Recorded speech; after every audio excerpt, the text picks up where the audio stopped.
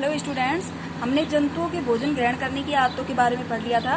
जो भोजन अपना भोजन अन्य पादपों से लेते हैं उन्हें शाकाहारी कहते हैं। जो भोजन जीव अपना भोजन अन्य जीवों से लेते हैं वो मांसाहारी होते हैं। जीवों से यानी कि जीवों को ही मांस के रूप में ग्रहण करते हैं, मांसाहारी होते हैं। और जो जीव अपना भोजन पादपों से, जंतुओं से, दोनों से लेते हैं उन्हें हम सर्वाहारी कहते हैं। आगे देखो,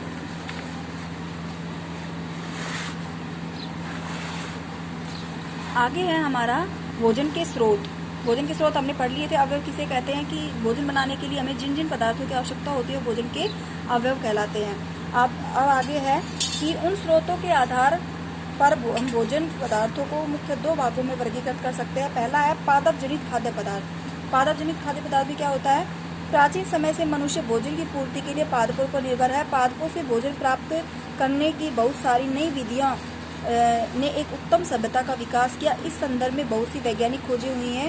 अनाज, दालें, फल आदि जो हम खाते हैं सभी पौधे के ही भाग हैं। अब देखो नेक्स्ट है हमारा कि जंतु जनित भोजन। जंतु जनित भोजन क्या होता है? बहुत से जंतुओं द्वारा हमें भोजन प्राप्त होता है। हमें गाय, भैंस तथा बकरी से दूध प्राप्त होता है। दूध में प्रोटीन तथा प्रचुर मात्रा में वसा होती है।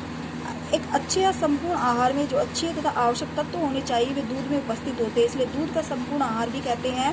दूध का प्रयोग बहुत से पदार्थों को बनाने में किया जाता है। दही, पनीर, घी, मिठाइयाँ आदि इनको बनाने में दूध का प्रयोग किया जाता है। ठीक है। हमें मुर्गियों तथा बतखों से अंडे प्राप्त होते हैं। अंडों में प्रोटीन की प्रचुर मात्रा होती है। बकरी, भेड़, मुर्गी, मछली आदि के मांस खाते हैं। मांस में प्रोटीन, विटामिन व खनिजों की प्रचुरता होती है। प्रोटीन की मांग या आवश्यकता को पूरा करने के लिए तालाबों में विभिन्न प्रकार की मछलियों का पालन किया जाता है। उथले कृत्रिम टैंकों में उनके अंडों से नवजातों को निकाला जाता है। उन्हें एक निश्चित आकार तक बढ़ने दिया जाता है तथा उसके बाद उन्हें विकसित होने के लिए दूसरे तालाब में डाल दिया जाता है।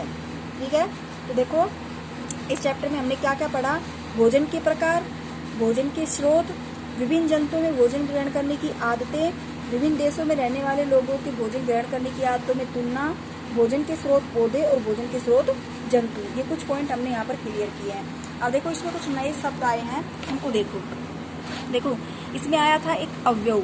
अवयव क्या होता है? वह पदार्थ जो मिश्रण बनाने में सहायक होता है। मिश्रण का मतलब होता है कि अगर हम कोई भी सब्जी बनाते हैं तो सब्जी के अंदर क्या डालती है? एक तो वो सब्जी जो हम बना रहे हैं, कोई भी लगा लो, आलू, टमाटर, बैंगन, फूल गोभी, पत्ता गोभी, जो भी सब्जियां हैं वो आ गई।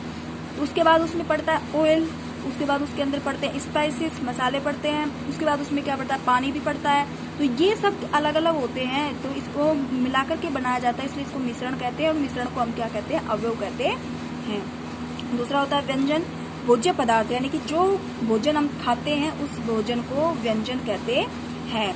अंकुरित बीज किसे कहते हैं? बीजों को अंकुरित करना यानी कि बीजों को पानी में भिगो देते हैं तो उसके एक छोर से ग्रीन कलर की कुछ सेल्स निकल आती हैं, इसे हम अंकुरित होना कहते हैं। शाकाहारी वे जंतु जो भोजन प्राप्ति के लिए पौधों पर निर्भर होते हैं, केवल पौधों पर निर्भर रहते हैं। मांसाहारी वे जंतु जो अपना भोजन दूसरे जंतु को मारकर प्राप्त करते हैं। सर्वाहारी वे जंतु जो भोजन के लिए दूसरे जंतुओं तथा पौधों दोनों पर निर्भर रहते हैं। क्या होते हैं? मांसाहारी होते हैं।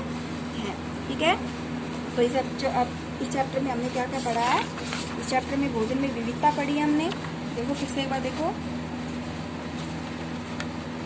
भोजन के स्रोत पढ़े हैं। ठीक है।